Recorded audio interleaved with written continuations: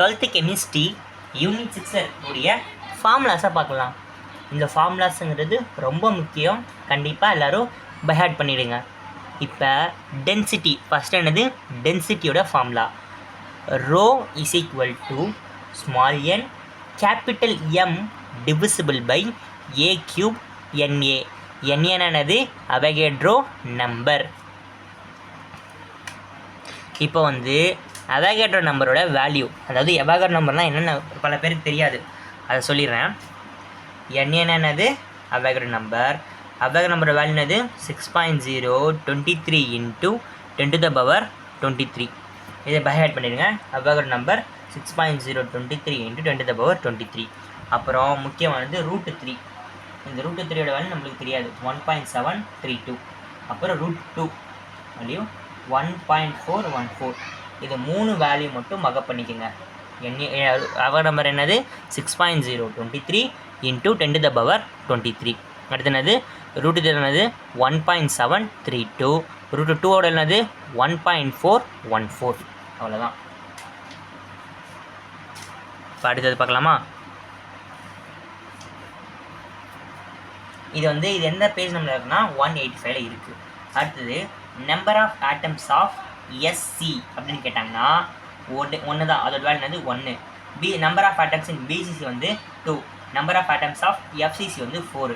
அதாவது எஸ்சியோட வேல்யூ 1, பிசிசியோட வேல்யூ 2, எஃப்சிசி வேல்யூ 4. இதையும் பைஹார்ட் பண்ணிடுங்க. இப்போ அடுத்தது பேக்கிங் எஃபிஷியன்சி ஆஃப் எஸ்சி அப்படின்னு கேட்டாங்கன்னா 52.38. பேக்கிங் எஃபிஷியன்சி ஆஃப் பிசிசின்னு கேட்டால் 68%. பேக்கிங் எஃபிஷியன்சி ஆஃப் எஃப்சிசி அப்படின்னு கேட்டாங்கன்னா 74%. இது கன்ஃபார்மாக இன்டீரியர் 1 மார்க்கில் கேட்க வாய்ப்பு இருக்குது, படிச்சுக்கோங்க. இப்போ வியாட் ஸ்பேஸ் எஸ்சிசியோட வியாட் ஸ்பேஸ் கேட்டாங்கன்னா 47.62.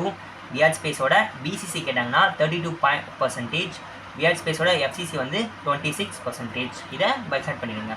இப்போ அடுத்தது இது ரொம்ப முக்கியம். இப்போ எல்லா சம்முலையுமே இதை தான் யூஸ் பண்ணுவோம். பார்க்கலாமா? எஸ்சிசியோட ரேடியஸ், அதாவது எஸ்சிசியோட ரேடியஸ் வேல்யூ என்னது? a/2. எஸ்சியோட ரேடியஸ் வேல்யூ a/2. பிசிசியோட ரேடியஸ் வேல்யூ √3/4a. எஃப்சிசியோட ரேடியஸ் வேல்யூ √2/4a. நல்லா பார்த்துங்க. பிசிசியோட value 4r = √a, √3a.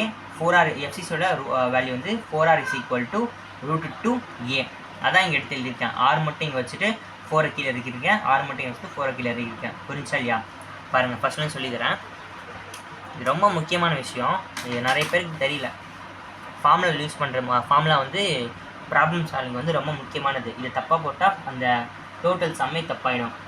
எஸ்சியோட radius அப்படின்னு கேட்டாங்கன்னா RADIUS அப்படின்னு கேட்டாங்கன்னா நம்மளுக்கு a/2 அப்படின்னு எழுதுனா மட்டும் போதும். இப்போ அடுத்தது பிசிசி ஆஃப் ரேடியஸ் RADIUS அப்படின்னு கேட்டாங்கன்னா பிசிசி, அதாவது பிசிசிக்கு என்னது? பிசிசிக்கு 4r = √3a.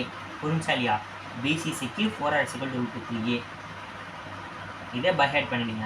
இப்போ எஃப்சிசிக்கு ரேடியஸ் என்னன்னு கேட்டாங்கன்னா RADIUS ரேடியஸ் கேட்டாங்கன்னா 4r = √2a.